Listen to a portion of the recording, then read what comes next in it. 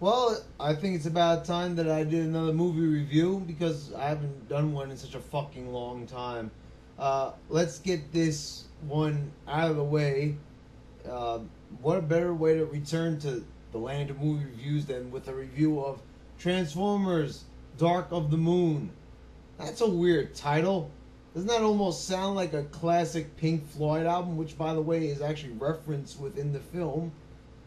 First of all, I gotta say, um, overall, it's a pretty good movie. I think that this one was better than the second, Revenge of the Fallen, but not as good as the first, which still remains the best. Why? Well, this movie, to put it shortly, is long as fuck.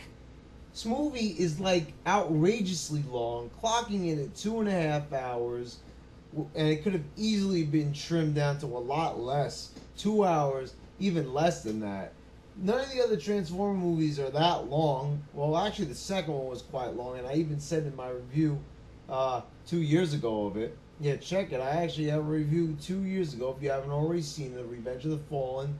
Quite a controversial video. As a lot of people were getting upset, saying that I had no right to diss that movie. That it was one of the best movies of all time. Yeah, sure it is. Uh, but this one's going to be controversial as well. First of all, I want to say that the way Megatron went out in this one was a total cop out. And yeah, I spoiled it for you. Megatron dies in this movie. Ooh, spoilers! Oh no! You spoiled the movie for me! If you haven't seen it already, then you probably should have already seen it. So too bad you watched the review and you got spoiled. Megatron dies, fanboys. I ruined it for you. Fuck you. You know, hey, what can I say? I'm a bastard. I'm a douchebag. But yeah, Megatron dies. And he dies like a little fucking pussy in this one. And I have to say, Michael Mann, I think you fucking suck for making one of the best characters die like a fucking bitch. But that's a story for another day. Let's get back to the movie review. I've got to say that not only am I very displeased about the death of Megatron in this one, but I'm also very displeased at the choice for the new actress to replace Megan Fox in this one. Rosie Huntington is probably one of the worst fucking actors I've ever seen. She's a Victoria's Secret model, and she also had some other minor acting experience in some other fucking horrible movies. But she definitely detracted from this film. She is the greatest overactor I've ever seen in my fucking life. And there's one scene where she's pretty much egging on Megatron, just goading him, making fun of him. She's so fucking annoying. She's so out of place with her English accent. Nobody else in this film has an English accent, so how much sense does it make to have this girl with a totally full-on English accent, like we were still in fucking London or something? There's not one other actress, so why would Shia LaBeouf have a girlfriend that's English? That makes no fucking sense when this movie's in America. Yeah, there's immigrants, but look, listen, it's stupid, and she's a bad actress. So there's no ifs, ands, or buts about it. She shouldn't be in this fucking movie. She doesn't have any acting experience. Megan Fox, not only is she fucking hot, but she's also got sass, attitude, and acting ability. So she's the complete package. Yeah, I know it's Megan Fox's fault. She walked off this project because she acted like a fucking bitch, wanting all that money and having all those unreasonable demands. But come on, could you come up with a better actress to at least to match her in some way? But Rosie Huntington, it's almost like they didn't even try.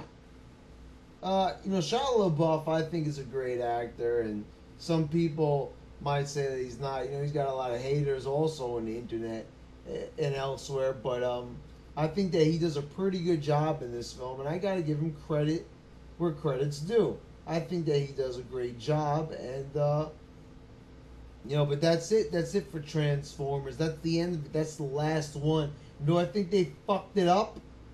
Well, not really. I mean, it's a good film. I'd give it about 3 stars, but I think they could have done a lot better with it.